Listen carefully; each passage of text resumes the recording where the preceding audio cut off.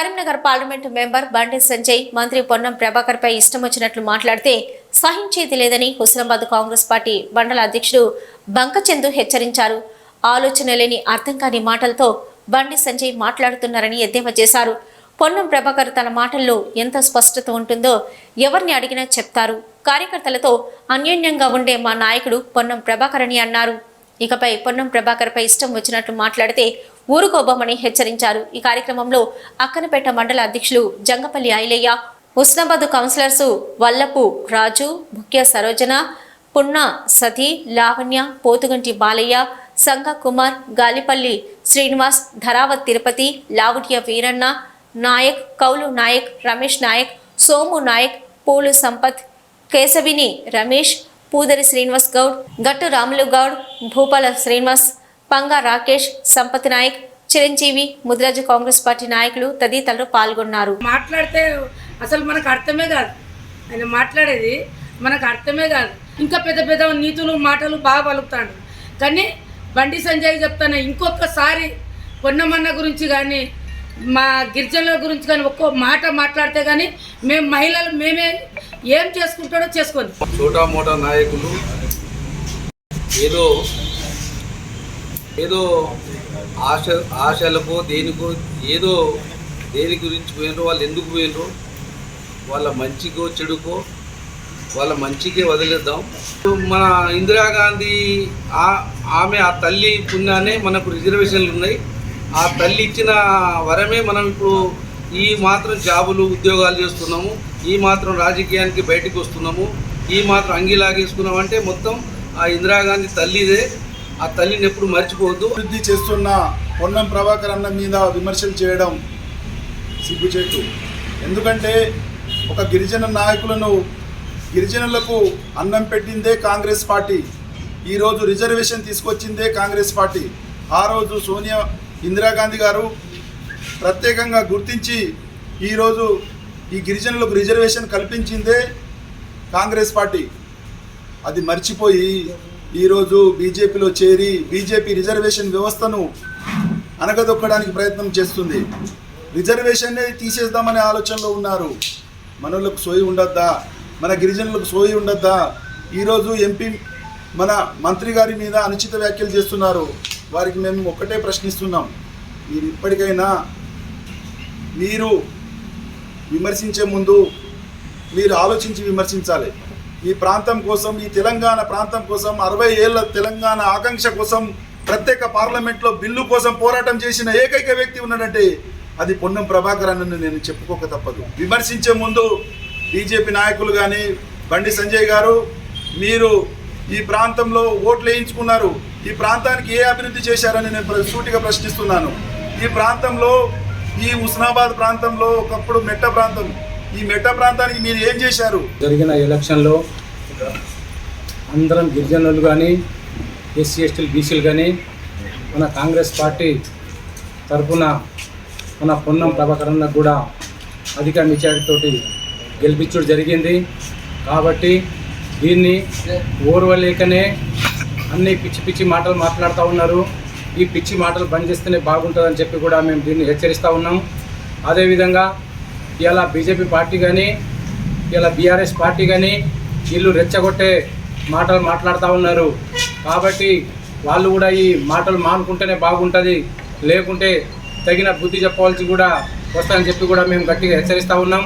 అదేవిధంగా ఇవాళ మత పేరుతోటి ఇవాళ అనేక ఇబ్బందులు పెడతా ఉన్నారు. ఇవాళ ఎస్సీ ఎస్టీల మీద దాడులు జరుగుతూ ఉన్నాయి. వాళ్ళు దాడులకు పాల్పడతా ఉన్నారు ఈ బీజేపీ నాయకులు. కాబట్టి ఇప్పటికైనా వాళ్ళు మానుకుంటేనే బాగుంటుంది. ఇటువంటి పిచ్చి మాటలు మాంతేనే బాగుంటుంది. పిల్లలను రెచ్చగొట్టే పనులు చేసి అనవసరంగా ఎస్సీ ఎస్టీలను కూడా లొల్లి పెట్టించే ప్రయత్నం ఈ బండి సంజయ్ చేస్తే మాత్రం ఈ బండి సంజయ్ కూడా తగిన గుణపాఠం కూడా చెప్పే రోజులు కూడా వస్తాయని చెప్పి కూడా మేము కాంగ్రెస్ పార్టీ తరఫున మేము గట్టిగా హెచ్చరిస్తూ ఉన్నాం. పొన్నం ప్రభాకర్ అన్నను నిన్న చోటా మోటా లీడర్లు విమర్శిస్తున్నారు.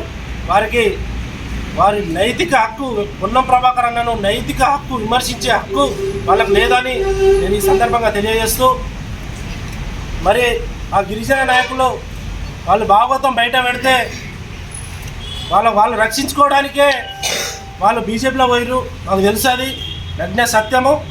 వాళ్ళ బాధితుల సంఘం ఉంది వాళ్ళ పేరు మీద, ఒక్కొక్కళ్ళ బాధితులు వాళ్ళ ఉద్యోగాలు ఇప్పిస్తా అని మోసం చేసి గిరిజనులకే మోసం చేసి దాఖలాలు వాళ్ళకు ఉన్నాయి, వాళ్ళ చరిత్ర ఉంది.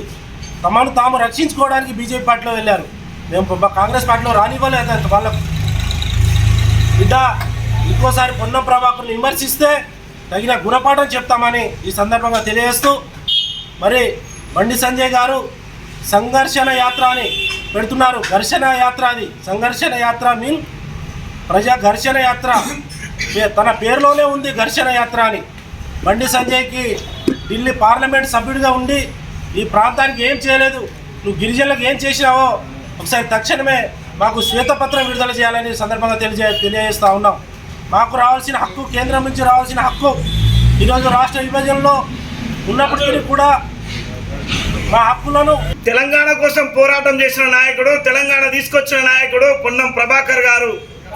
కానీ బండి సంజయ్ గారు ప్రజా సంఘర్షణ యాత్ర అని చెప్పి ఆ యాత్రలో ఏం మాట్లాడిండో, సీఎంగా ఉన్న కేసీఆర్కు చెర్లపల్లి జైల్లో, కరీంనగర్ జైల్లో డబుల్ బెడ్రూమ్ ఇల్లు కట్టించిన అని అన్నాడు.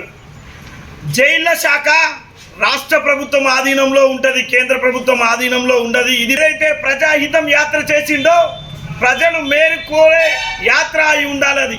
కానీ ఆయన ఏం చేసిండో, తెలంగాణ కోసం ఉద్యమ నాయకుడైన పొన్నం ప్రభాకర్ గారి తల్లిని ఆత్మ క్షోభిస్తుంది అని చెప్పేసి ఉస్తాబాద్ అంబేద్కర్ సాక్షిగా మాట్లాడిండు. ఈ మాటలు ఆయన పిచ్చికి నిదర్శనం కాదా అని అంటున్నాం. పార్లమెంట్ ఎలక్షన్లో కరీంనగర్ పార్లమెంట్లో ఉన్న ప్రజలు తనను మళ్ళీ ఓడించడానికి సిద్ధంగా ఉన్నారు. జరిగినటువంటి ఏదైతే పార్లమెంటు సభ్యుడు బండి సంజయ్ గారి దగ్గరికి మా అక్కన్నపేట మండలకు సంబంధించినటువంటి గిరిజన నాయకులు, ప్రజల చేత ఎన్నుకోబడ్డటువంటి ప్రజాప్రతినిధులు మరి వాళ్ళ సలాభాల కోసం, వాళ్ళ స్వార్థం కోసం మరి చేరినట్టయితే చక్కగా పోయి చేరితే బాగుంటుంది. కానీ మంత్రిని విమర్శిస్తే, కాంగ్రెస్ పార్టీ విమర్శిస్తేనే మిమ్మల్ని బీజేపీ పార్టీలో ప్రాధాన్యత ఇస్తానికి ఇట్లా మిమ్మల్ని చేర్పించుకున్నారా? ఒకవేళ చేర్పించుకునేది ఉంటే మీ స్వార్థాల కోసం, మీ లాభాల కోసం అయితే చేరండి. కానీ ఇతర పార్టీలను విమర్శిస్తేనే మాకేదో లాభం ఉంటుంది అనుకొని పోవుడు. మీరు నిన్న కానీ మొన్న కానీ మొక్కలు మీరు ఇలా మీరు మీకు ఓట్లేసి గెలిపించినటువంటి ప్రజలైతే ఎవరైతే ఉన్నారో వారి దగ్గర మీరు ఈ ముచ్చట చెప్పగలుగుతారా? మీరు ఎట్లయితే అజయ్ ఒక మంత్రి పిచ్చోడు, ఒక లేకపోతే కాంగ్రెస్ పార్టీ కార్యకర్తలు ఆయన వెనుక ఉన్నటువంటి వాళ్ళు పిచ్చోళ్ళు, మీరు ఇదివరకు ఒక పార్లమెంటు సభ్యుని పోయి ఎన్ని హాస్పిటల్ కట్టించినాం, ఎక్కడ ఏ ప్రాంతంలో తిరిగినాం, ఉన్నటువంటి 7 నియోజకవర్గాల లోపల ఉన్నటువంటి ఏ ప్రాంతానికి పోయి ఫలాని పార్లమెంటు సభ్యుడు కట్టించిన బిల్డింగు, ఒక హాస్పిటల్ కానీ, ఒక కాలేజీ కానీ ఎలాంటి డెవలప్మెంట్ చేసినటువంటి ఉన్నాయి మీరు నిరూపించినట్టయితే, మీరు డెవలప్మెంట్ చేసినట్టయితే నిరూపించినట్టయితే దానికి ఇవాళ మీరు మాట్లాడిన దానికి అర్థం ఉంటుంది.